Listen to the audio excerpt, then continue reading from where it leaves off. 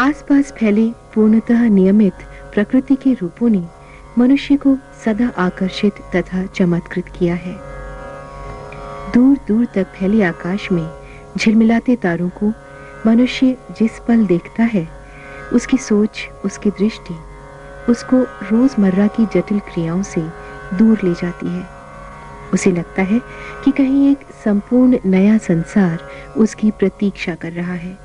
सितारे उसे बुलाते हैं, उसकी जिज्ञासाओं को जगाते हैं। वह सोचता है कि हम कौन हैं, हमारे जीवन का उद्देश्य क्या है, हम किस स्थिति में हैं और हम क्या हो सकते थे। मानव रचना सृष्टि के विकास क्रम में उच्चतम सोपान है।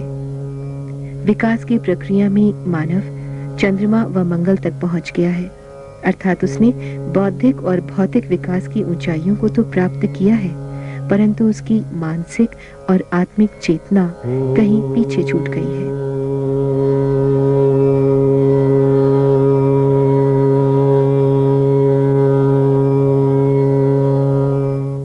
नई सहस्त्राब्दी के इस मोड़ पर एक ऐसे विश्व की परिकल्पना है जहां युद्ध न हो, रंग भेद न हो वर्ग भेद के अस्वाभाविक बंटवारे, बल्कि एक ऐसा संपूर्ण नया संसार हो जो हमारी सनातन आत्मिक और आध्यात्मिक अवधारणाओं के अनुरूप सामूहिक चेतना और प्रेम की ओर बढ़े।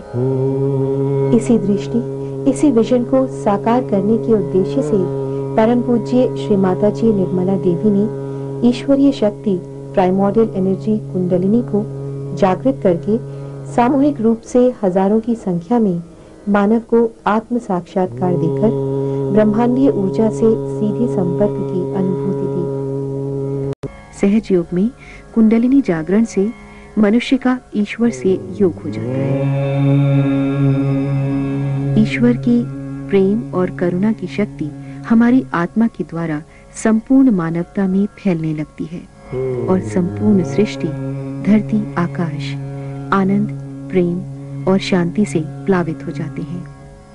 तब हमें लगता है कि प्रेम तारों की गति को भी प्रभावित कर सकता है।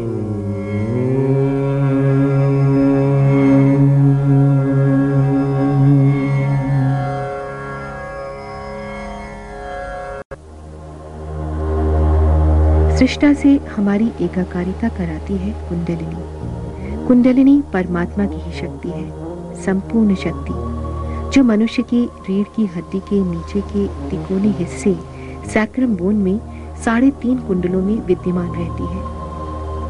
आत्म साक्षात्कारी गुरु या महापुरुष के संपर्क में आने पर यह कुंडलिनी शक्ति जागृत हो जाती है और मनुष्य के शरीर के 6 ऊर्जा केंद्रों यानी चक्रों के अंदर से निकलकर सर के ऊपरी भाग में स्थित 7वें चक्र को भेदकर सृष्टा से हमारी एकाकारिता करा देती है।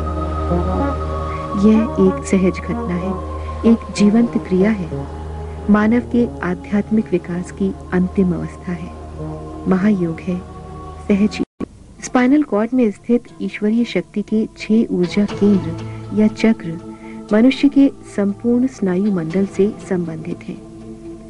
इन 6 ऊर्जा केंद्रों का नियंत्रण हमारे मस्तिष्क में स्थित 6 ऊर्जा केंद्र या चक्रों द्वारा होता है। इसलिए ध्यान की प्रक्रिया द्वारा जब कुंडलिनी ऊपर उठती है तो मस्तिष्क के शीर्ष भाग, जिसको मेडिकल साइंस में लिम्बिक एरिया कहते हैं, और योग में ब्रह्मरंध्र को भेदती है और उसके परे स्थित सर्वव्याप्त शक्ति के संपर्क में आती है। जब योगी गहरे ध्यान में होते हैं तो मस्तिष्क में स्थित थीटा 2 वेव्स में वृद्धि हो जाती है। ये वृद्धि लिम्बिक एरिया की सक्रियता के कारण होती है। इसके अलावा मस्तिष्क के अलग अलग केंद्रों में स्थित विभिन्न मस्तिष्क तरंगों की क्रिया में भी वृद्धि और परिवर्तन देखा गया है। इस प्रकार आत्मशक्ति हमारे मस्तिष्क और नर्वस सिस्टम के माध्यम से स्वतः कार्यान्वित होने लगती है और संपूर्ण शरीर और मन दोनों ही रोग मुक्त हो जाते हैं। इस ब्लॉसम टाइम में खिले फूलों को फल बनाने के लिए ईश्वर ने अपने प्रेम की शीतल हवा प्रवाहित की।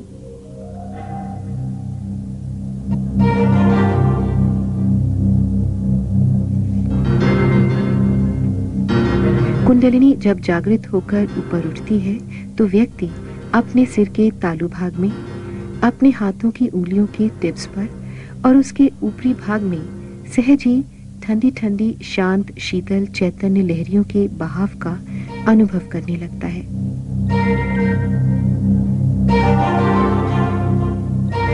इन्हीं शीतल हवा की लहरियों को श्री जीसस क्राइस्ट ने कूल ब्रीज कहा, इस्लाम में रूह कहा और आदि शंकराचार्य ने सौंदर्य लहरी या चैतन्य लहरी कहा। परमात्मा के प्रेम की सर्वव्याप्त शक्ति द्वारा ही यह शीतल हवा प्रकट की गई है, जिसे हम ग्रॉस सेंसेस पर अनुभव करने लगते हैं। इसी स्थिति में हमारी मानवीय चेतना ह्यूमन कॉन्शियसनेस ईश्वरीय चेतना डिवाइन कॉन्शियसनेस में परिणित हो जाती है और हम मनोदैहिक शरीर के 3 आयामों की सीमाओं से परे चौथे आयाम की स्थिति में आ जाते हैं।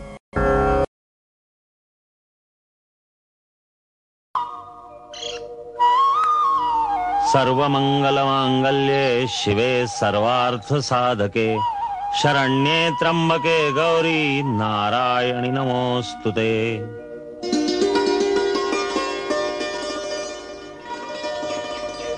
प्रकृति में बहुत से शरीर हैं, जानवरों के, पक्षियों के, जलचरों के, परंतु संसार में सबसे दुर्लभ, सबसे उत्तम शरीर मनुष्य शरीर है, क्योंकि इसके अंदर वो आध्यात्मिक शक्तियां हैं जो किसी दूसरे शरीर में नहीं।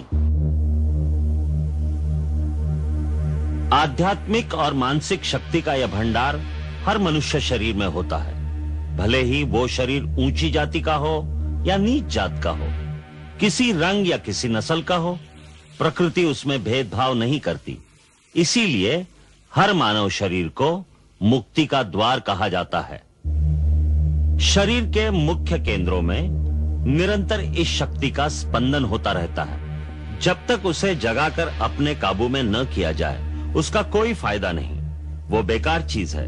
वैसे ही जैसे किसी कंजूस के घर भंडार तो भरे हों और वो भूखा बैठा रहे। हर मानव शरीर में इस शक्ति के 7 केंद्र होते हैं जो योगाभ्यास द्वारा जागृत किए जा सकते हैं। मैं तुम्हें अपने शरीर में ये 7 चक्र दिखाता हूं।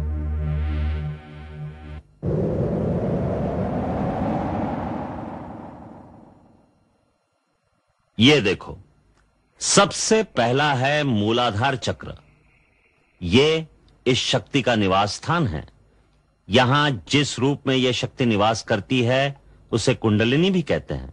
गुरु की कृपा और सहायता से इस शक्ति को यहां से जगाकर दूसरे केंद्र तक पहुंचाया जाता है, जिसे स्वाधिष्ठान चक्र कहते हैं।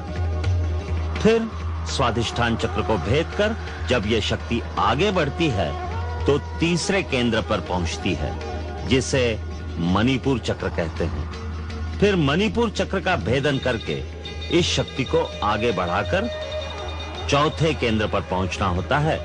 इसे अनाहत चक्र कहते हैं। यहां से विशुद्ध चक्र और फिर यह शक्ति अज्न चक्र को जागृत करती है।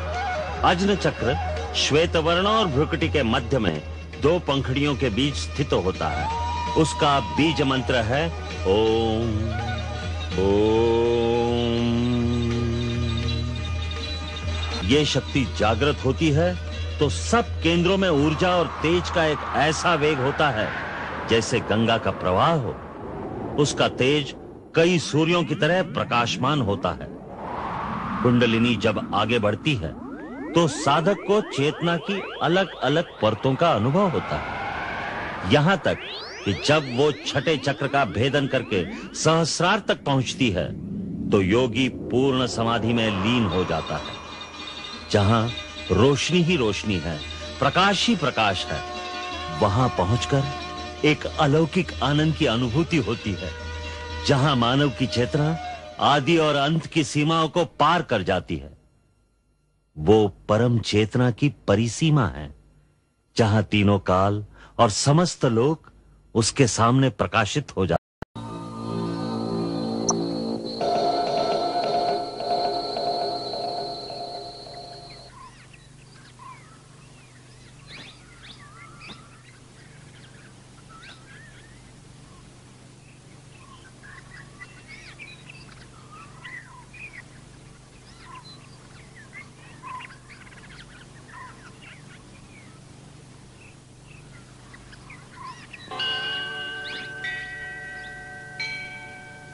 कुश, लव, वत्स, अब गुप्त विद्याओं की शिक्षा का समय आ गया है।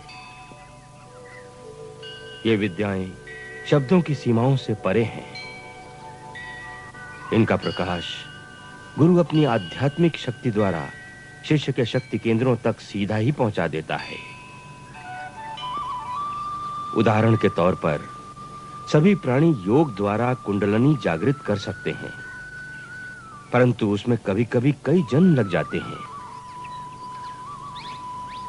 और यदि गुरु की कृपा हो तो उनके स्पर्श मात्र से ही कुंडलिनी जागृत हो जाती है। ऐसे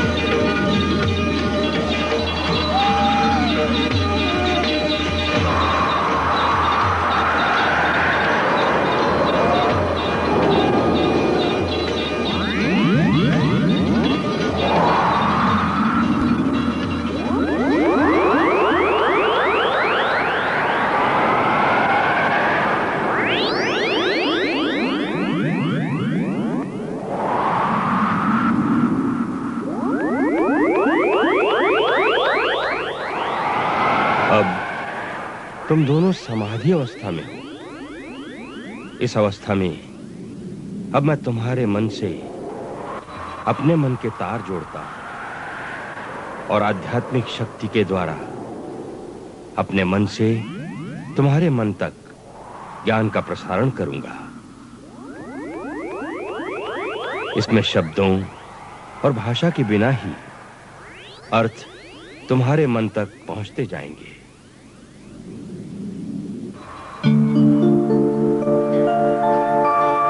गुरु शिष्यों के जुड़ गए मन से मन के तार, स्वयं सहज